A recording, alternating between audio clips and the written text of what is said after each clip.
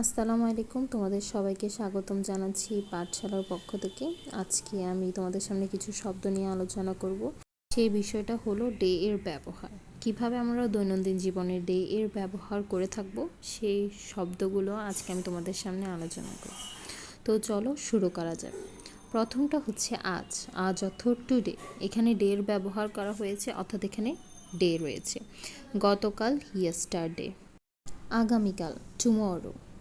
আমরা টুমরো ব্যবহার করে থাকি আগামীকালের ক্ষেত্রে। আগামী পরশু ডে আফটার টুমরো। গত পরশু ডে বিফোর ইয়েস্টারডে। গত পরশু ব্যবহার করতে আমরা সাধারণত ডে বিফোর ইয়েস্টারডে ব্যবহার করে থাকি। কয়েকদিন পরপর every few days.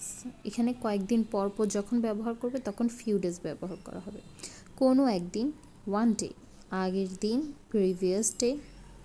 Previous day. Two 2 দিন পর।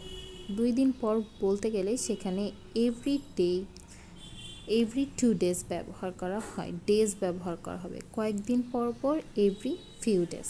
এই ছিল আজকের। অবশ্যই ভালো লাগলে সাবস্ক্রাইব করবে।